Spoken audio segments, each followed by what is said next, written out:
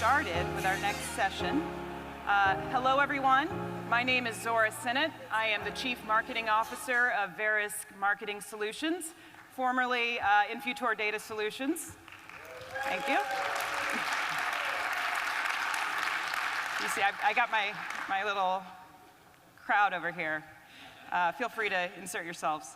All right, so I've got an excellent panel prepared for you today. I've prepared some questions for our panelists, and I'll ask them to come to the stage now. Melissa Hendricks of Verisk, Rich Smith of PenFed Credit Union, and Laura Zimmerman of Fidelity Life eFinancial. Thank you.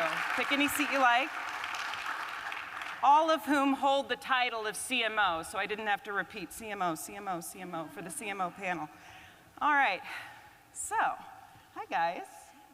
So I'm gonna kick us off with a little preamble to kind of set the stage here on the themes that we're going to be discussing here. And so I wanted to start with this idea, this concept from a writer that I've come to love very recently. He describes two axes.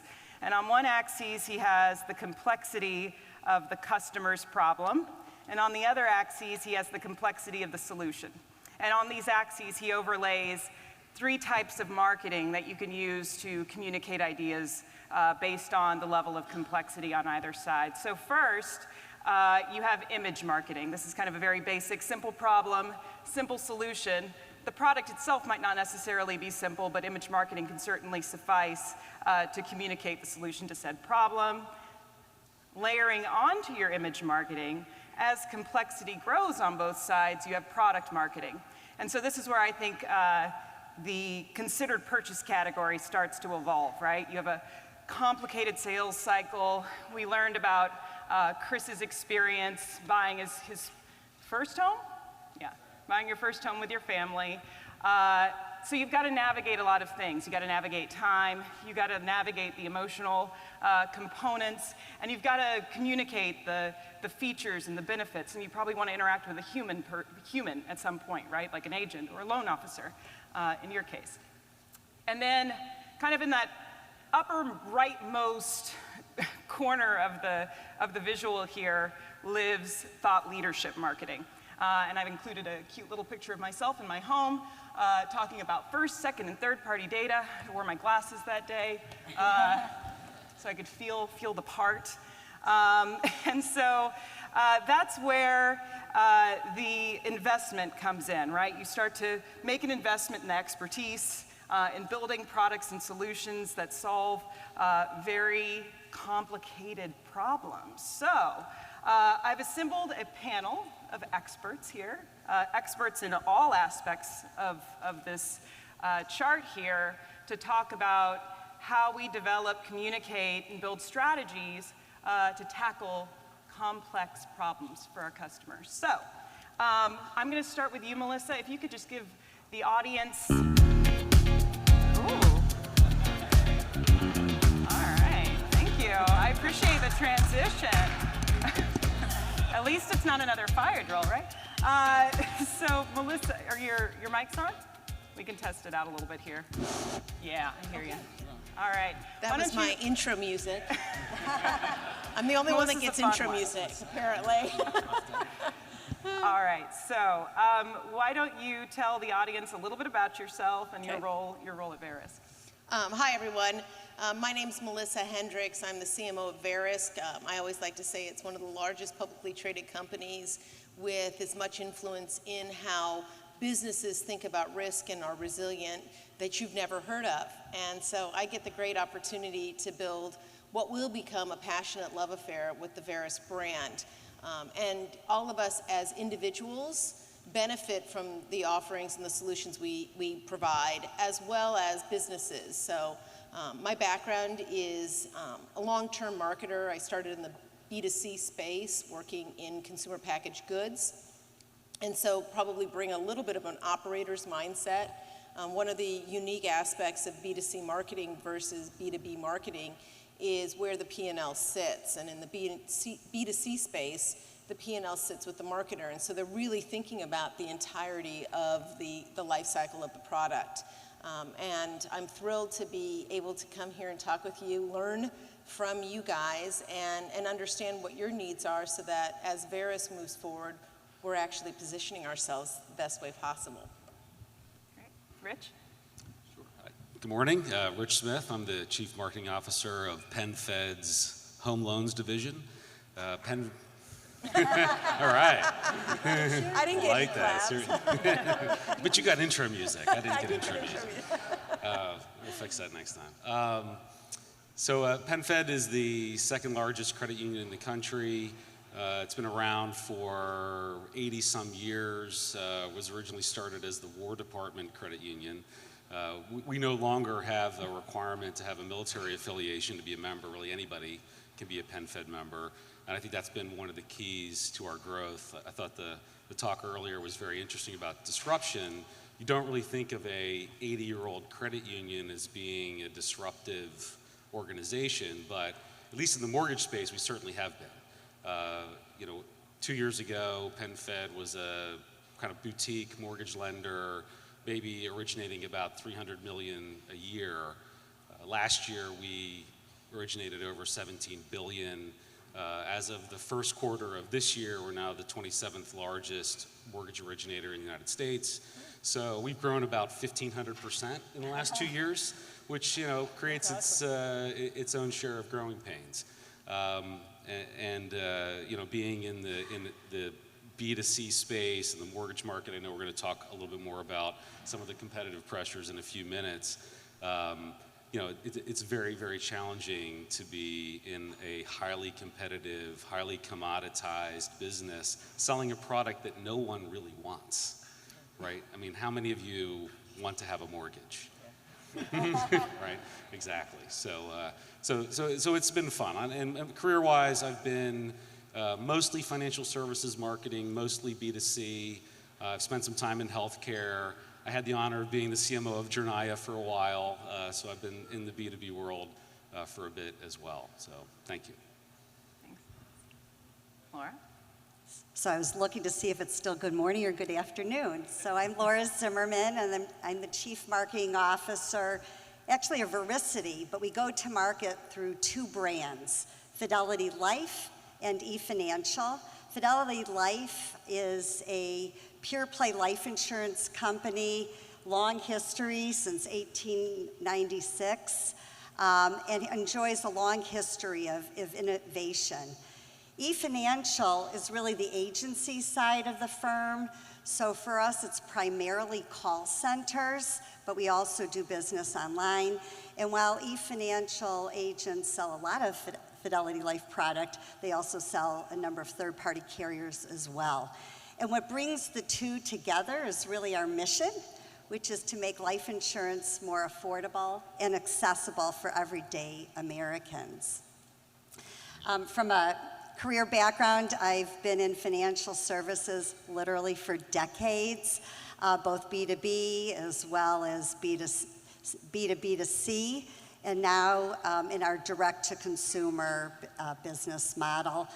I've been with this firm 6.5 years and joined because I saw the opportunity and a lot of growth for this new business to really, actually I say that we were in a full stack insurtech before the term was even coined, because we bring together the full manufacturing and distribution side of the equation. Thank you. Wonderful. All right, so let's get into my line of questioning here. We're going to start with the complexity of customer problems before we move into our other themes here. So, Rich, you started in on this, but I'm going to start with you. I'd love for you to give us a sense of what it means to be operating in your space today as a lender. What are the headwinds? What are the tailwinds you're experiencing here in 2022? Yeah, sure. Thank you. Well, certainly a lot of headwinds in the mortgage world this year. I think the interest rates have gone up farther and faster in the last 4 months. The last time we saw any kind of change like that was 1994. So it's been a long time since we've really been in a market that had such extreme change. Along with rates going up, margins, for any of you who are in the industry, you probably understand what this means, but margins have also compressed. So the amount of money that we make on each loan has shrunk. So the profitability has gone down. Really, really difficult environment right now. I think I saw yesterday that refi locks, so rate locks on refi loans, 20% year to date of what they were last year at the same time. So refi business has really dropped dramatically, and purchase business has been about the same as last year. So we've got a lot of competition. A lot of companies grew very rapidly over the last few years, added a lot of capacity, and now we're fighting over this shrinking pie. And you're seeing lots of organizations laying people off. PenFed, the way we designed our business, we built a lot of variable capacity and slack into the system. So, we're in good shape, and we haven't had to do that, thankfully. We continue to be able to grow and take share. We were the only mortgage company in the top 50 to grow in the first quarter versus the fourth quarter. Now, will that continue? We were facing a lot of headwind to make that happen, but I feel like we're in pretty good position based on our size and the size of our member portfolio to continue to grow and take share. And when I think about tailwinds, that's really the one. I know we're going to get into talking more about customer experience and how we manage the customer experience, but PenFed has 2.7 million members. We don't have 2.7 million mortgages in our portfolio. So there's a lot of opportunity for us to grow within our own member base, within people who know us, and continue to take share. And so that's the one thing that helps me sleep at night. Great. So Laura, let's get the insurance marketer's point of view here. So what sort of challenges and opportunities is the insurance shopper experiencing, and how are you challenged to address them? So to appreciate the challenges, just imagine, if you will, with me, that you are Vivian Marie, we'll call her VM, and you are a life insurance shopper looking for a life insurance solution. And today, Vivian Marie has mortality on her mind evermore, having experienced actually the loss of a loved one during this pandemic. Vivian Marie is also feeling very overwhelmed and time-starved as she navigates going back to remote work or having her children return to school and the demands of her household. She's looking for immediate gratification, like the kind she can get from Amazon, but she wants it in her life insurance solution. And then as we heard this morning too, there's other concerns. She's worried about privacy. She has now the fear of inflation. So against this backdrop, as a direct-to-consumer life insurance company, we really strive to address, our goal is to make it faster, easier, and more affordable for Vivian to get the coverage that she needs. And we do that by pursuing a few concurrent paths. So first of all, offering an omni-channel experience. So we want to be there doing business however Vivian Marie chooses to engage. Maybe she's going online during lunch and she's going to purchase all online. If she's like most consumers, however, she's going to start that journey online, and at some point during that process, she's going to raise her hand and want to talk to somebody, in our case, in our telesales area. And when she pivots from her online to that call center representative, her data is going to go with her so that she doesn't need to repeat all the things that she's already provided. In addition to that omni-channel approach, we need to leverage data and technology, and we do that to enable the call center professional to provide that right solution to Vivian to best meet her needs. And leveraging that data and technology further down that journey as we're able to tap into a number of databases and ultimately waive the need for a medical exam, so that at the end of the call, she has complete coverage in force, meeting that need for immediate gratification. And then finally, on the affordability side, making sure we do have a range of solutions so that we're positioned whatever her need as well as her means are. And then the real kind of icing on the cake, if you will, is wowing Vivian. And that doesn't really come from all the things that I mentioned. It really comes from the personal touch that technology has yet to been able to deliver. So our sales representatives take a lot of care and compassion to not just meet Vivian where she is, but really to provide the emotional reassurance and validation on the choices that she made. And the best proof of that is really the 5-star Trustpilot scores that we routinely earn from our consumers. Wonderful. All right, so I'm going to accelerate here just a little bit. I want to talk about building and marketing solutions to complex problems. So Melissa, Verisk is an established company that delivers a ton of value in the form of insights, particularly to insurers. The company obviously sees an opportunity on the horizon, as demonstrated by the acquisitions of Jornaya, Infutor, Contact State, to form Verisk Marketing Solutions. So what direction do you see VMS going as Verisk continues to grow its capabilities and service the marketing suite in insurance and other considered purchase categories? Yeah, I mean, I think what's really interesting is you have 3 companies here that have decades of experience and have gotten the permission to continue to advance with the industry. So Verisk is a 51-year-old company this year, and our ability to really start to rethink the relationship we have with our key target audiences. So, you know, it's easy to consider the insurance industry and the actuaries, the underwriting, the claims side of the business. But increasingly, and I think this is important for all of us in the room that are marketers, marketing is getting a seat at the table that it hasn't had in the past, because we do understand the customer at the end. So the great story that Laura just shared around the individual at the end of the relationship and that experience becomes integral to how we structure the company overall. And it gets marketing a seat at the strategy table. I often like to say that, you know, marketing can be considered that t-shirt and cup department that sits at the end of the cycle. And it used to be, and I will say 5 to 10 years ago, we weren't brought in on a lot of the strategy conversations. We were brought in after the business decision had been made, and then they said, hey, here's what we want to go do. You go pretty it up and make it happen.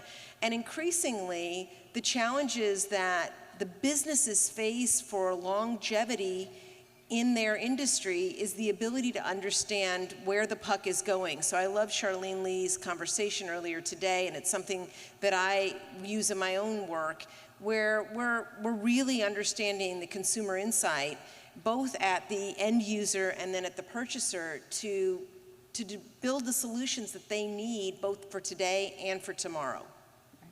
Wonderful. So Laura, many of us might argue that the insurance industry suffers from an overabundance of data. So how are you and your team able to kind of cut through that noise and identify data and technologies that are additive to your strategy? So if my chief data officer was here, I think he would hardly characterize the overabundance of data as a suffering condition. Right.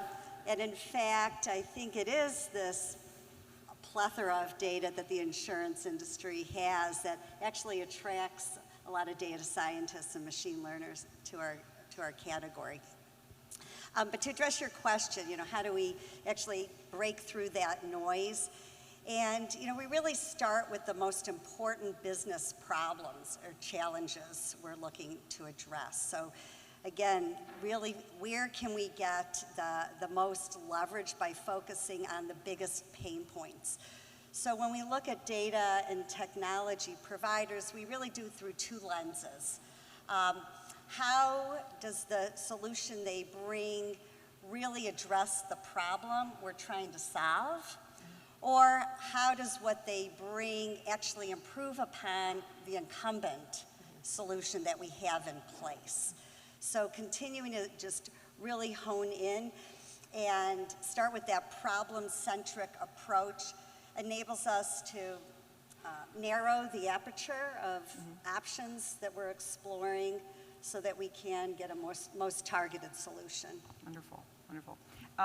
And Rich, as someone highly familiar with the Lead ID technology personally, intimately familiar with Lead ID, but also other technologies in this room, third-party data, how are you using behavioral, demographic data and technology to create a specific customer experience and drive better marketing outcomes?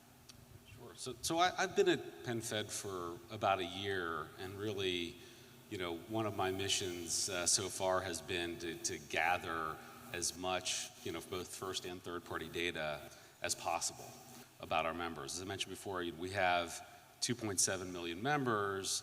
Not all of them are homeowners, but a lot are. And as what many of you know, and I know all the Journians know this, and probably others in the room, typically on average, about 10% of the US population is going to do something with their home financing every year. So just naturally within our member base, there's a lot of mortgage opportunity every single year. And so what we've been doing is really gathering as much first-party data as we can. So how are, all of the basic information that we have, but as well as how are people behaving on our website? What things are they looking at? What content are they consuming? What are our members doing when they interact with us that might indicate that they're in market or they want us to talk to them about a particular product, right? And then also gathering third-party data. We are a Jornaya customer, so we use the in-market activity that we get from Jornaya Activate to help us know when one of our members is in market. And then we have other sources as well. Everything from credit bureau information to home buying predictive models that we get from various other industry data sources. And we're building the technology stack. I wish we could say that we're there. It's more of a journey than a destination, but we're building the technology stack through our marketing automation tools to be able to act upon that data in an automated, real-time way. Again, it's a journey. We're not there yet, but we're definitely seeing growth. We've pretty much doubled our I call share of wallet for the mortgage product within our member base in the past year. So it's gaining momentum and starting to show results. We call it a continuous improvement process. Yes. All right. Work in progress. WIP, constant WIP. So let's move on to building your brand, creating trust with the consumer. Rich, I'm going to pick on you again. So at our virtual event, Journey Summit 2021, you led a discussion on brand building by prioritizing and evangelizing consumer privacy. So when it comes to privacy, what sort of guiding principles inform PenFed's approach to building a brand, but also a quality customer experience? Sure. Well, I guess the main pillar of our mission is to advance the financial well-being of our members. And certainly being an organization that has, military roots, data security, protecting data is paramount for us. We go to extreme, some might say we go too far, but we go to extreme lengths to make sure that we are protecting the integrity of our members' data and our own organizational data. But I think as far as how we manage privacy, I think it was Eli that was talking about it earlier. People do want personalized experiences. And for us, it's really about making sure that when we're using data that we're gathering on our members, that there's always value in it for the member, right? They have to be able to see the value exchange. I'm willing to give information about myself to organizations, but only if I'm getting something back. And I think most of you in the audience probably feel the same way. If you know that you're going to go on their website or show up at their store, and the fact that you gave them some data is going to allow you to have a better experience, a more personalized experience that meets your needs, saves you time, saves you money. You're very willing to make that exchange. And so I think it's always, and that's the way we think about it, very, very important to make sure that, okay, yes, we're gathering that information on the member, but how is it benefiting them? What, we can easily think how it benefits us as a marketer, but how is it benefiting the member? How is it advancing our mission? So as long as we stay true to that, I think, we're in a good place from a privacy perspective. Wonderful. Melissa, so B2B thought leadership, when done well, it can influence buying behavior, brand perception. It earns trust, credibility. So Verisk has an established name in some very privacy-focused industries. How did Verisk build that image, and how are you maintaining it today? It's a great question, and there's nothing magical here, and nothing really that marketing does in terms of the dollars that we're spending to push that. It's really the experiences that our customers have with us every day. And I like to say, a marketing function, we're maybe a 7,000 person organization, and let's say we have a couple hundred marketers. Those marketers are actually out driving the halo of image and product marketing and thought leadership.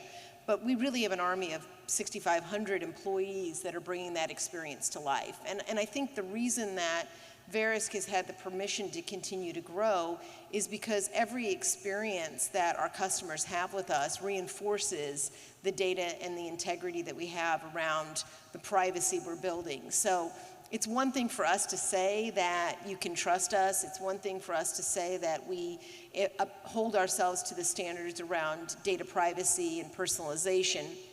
But if the experience that the individual has with us when they work with our solutions and our individuals doesn't match that, we've created an issue that will not be overcome by great marketing. So, for me and for our function, it's really the culture of the entirety of the business that we're here to support, and we can only market to the best of what the lowest individual is willing to hold their standard to. And that's a really important note, and our former CEO, we're in the middle of a CEO transition, has really been fundamental in making sure that we have personal accountability at every step in the level. And I see some long-term Verisk employees here nodding as I say that, because marketing has an easy job when everyone else is doing their role around data privacy and having that integrity and trust. And if we don't maintain that, no amount of dollars is going to overcome that from a marketing perspective. So I think we're all looking and nodding our heads at the fact that it takes an entire army of humans to make the brand be able to sustain a reputation in the marketplace. That's a great point. So Laura, similar question to the ones I've posed to Rich and Melissa, but I'm going to put a spin on it. So how do data and technology providers, i.e. the B2B marketers, how do they earn your trust as we propose complicated solutions to your complicated problems? Zora, I really appreciate that question because, as we all know, trust is at the heart of any relationship, and same goes for any long-term strategic partnership with a provider. And as I was thinking about two things that immediately came to mind. So we really appreciate when those data and technology providers come with and ask us the tough questions and really seek to get to know us, our problems, our organization, even our culture, and really listen actively to what we have to share. It's very easy, and I'm sure you've all experienced or maybe have done this, to come with solutions and how you've addressed that same problem for, brands A, B, and C. And while that has value, we all like to think that we are unique and that our situation is nuanced. And it isn't until you can really demonstrate that appreciation that I think we can really listen more broadly, to what you have to offer. The second thing I mentioned is come with a willingness to experiment, to test, to maybe even pilot before diving all in. You know, through an experimentation or a learning journey, we can get to know each other, how we work, how we make decisions. The provider can actually see and experience our data, our processes, our systems. And I want to kind of just offer a special shout out, an example to some work that we're doing currently with Infutor. So we are powered by lead scoring models. And our models include many, many data points. In fact, I'm looking over at one of my Jornaya colleagues. Jornaya provides input to one of our models. And it's really important that these models not only be, high performance from an accuracy and a reliability, but they have to work real time, real fast. Because we're using them to determine, if we're going to buy a lead, we might even be using it to determine whether we want to render an ad on a pay-per-click platform. So operating milliseconds is important. And our incumbent solution, kind of to refer back to some of my earlier comments, the incumbent solution, we have a high-performing model, it's too slow. So we reached out to a number of potential providers, Infutor being one, to say, what can you bring to bear, not only in the quality and the efficacy of the data and maintaining the integrity of the model, but in terms of speed, and how can we get that latency down? And we're well on that journey, and I'm not sure where it's going to land, but we continue to be very encouraged. Actually, one more thing. You asked about earning the trust, but it's just as important to keep and maintain the trust. And to that I would offer, kind of reflecting on this morning's comments a little bit, look at our business as though it was your own. We want to be in it together genuinely, and to that end, help us look around the corner, tell us things we don't know, and very importantly, let us know if you think we've got it wrong. I did not ask you to say that, but I appreciate that response. Hopefully, we get a nice predictive model out of this discussion here. So, last question. We're going to go around the horn very quickly. So, marketing has evolved tremendously over the last decade, but often people's perception of marketing can be slow to catch up. So what are some new observations, opportunities in your world that you want everyone in this room to know about, and in your C-suites as well? What do we need to unlearn here forward? And we'll just go down the line here. Melissa, I'll start with you. That makes it easy, right. so I'm going to steal everyone's thunder, hopefully. Here's what I want everyone in this room and in my C-suite to understand is that marketing is part of your strategic function. It is operationally aware and understands. One of the things I think sometimes marketing did poorly over the last 15 years is we allowed ourselves to become that t-shirt and cup department, and we lost sight of the great strategy that we offer. And so we came in with all the bells and whistles, and let me show you the commercials, and let me show you all the great creative that we've come up with. And we didn't start with the why. And the why we're here is to help your business stay relevant and drive revenue. And if we forget that and we get too over, even on the technology side, coming in and talking about all the great technologies we've acquired, and we forget the why we purchased those technologies, and we don't talk in terms that everyone else needs to understand. I tell my teams all the time, get rid of the marketing jargon. Stop talking to yourselves, about yourselves, to ourselves. We have got to communicate in a way that everybody else understands the value we offer. And I think that's the thing marketers need to unlearn, is stop leading with the technology is the end result. The technology is a tool to achieve the end result. And don't forget that mission. Yeah, well, you did take a little bit of my thunder there, I'll say.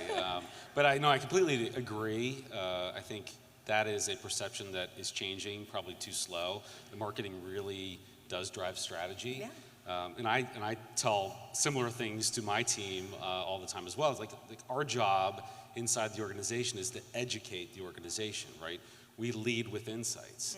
And maybe because I came up, as a direct marketer mostly, and that's where I got my start, you learn in direct marketing, 3 rules of direct marketing: list, offer, creative, in that order. I spend very, very little of my time on creative. Very little time. Yeah. Most of my time is spent on data. It's spent on the numbers, it's spent on the data, it's looking at the insights, and I think that's how you earn your seat at the table from a strategy perspective, is show up with the insights, show up with the data, bring the information forward that nobody else has, and that's how you earn, and then you really become that valuable resource, because you are the voice of the customer, the source of the information, the eyes in the field, right? That is, I think, a big part of marketing's role, whether it's B2B or B2C. So I think I'm coming from this with a bit of recency effect, because we had our board meeting last week. And I find that I'm spending more time, before I get into all of our programs and our performance, really providing insights to the external market in the digital ecosystem that's happening. And I'm looking again at Jeff, because I often go to Jeff for the latest in the pulse and what's happening in consumer shopping, so he knows I'm authentic when I share that. But it is incredibly dynamic, and it is changing ever so fast. So if I think over the last few months, for example, the ISPs had a number of algorithm changes. We're a big email marketer, so if our emails are not getting inboxed, we're not going to get the following leads. Google, as we all know, algorithm changes, some that are announced, some that aren't. So with that, our SEO rankings, can rise and fall seemingly overnight. We heard a lot about, data privacy, the move toward a cookieless environment, all, continuing to add to the excitement. And then there's just the competitive dynamics, whether it be in a dynamic bidding, situation that we might face ourselves, or other or other brands, bidding on, our brand and elevating the pricing. So, what this really suggests is, for us, is that the strategies and even the competencies that it served us so well last year or even last quarter may not be the right ones going forward. So one of the implications of that is we are testing ever so more, whether it be a new provider, vendor, media, campaign, so that we are, constantly testing and learning. And what that suggests is we really have to build our muscle around those testing competencies, to know, how to design the test, read the test, interpret the tests, so that we are staying the course as appropriate, pivoting when needed, or even knowing when to pull the plug. And I think, just to echo a sentiment from Melissa and Rich, every marketer on my team all has a quantitative playbook that they marry with whatever their other core discipline might be. Whether you are the SEO manager, the paid media manager, whether you are actually marketing operations or compliance, every single person comes to the table with a data-informed or data-driven orientation. So clearly key to success. Excellent. Thank you so much. So that wraps up our panel here, but I want to thank Melissa, Rich, Laura for being here today. I think, as in the spirit of our theme, Better Together, like, we can build all this cool data, we can build all this cool technology, but without marketing strategy to drive it and power it and put it to work, a lot of us would be out of a job, myself included. So thank you so much for your contribution here. Let's give them a round of applause.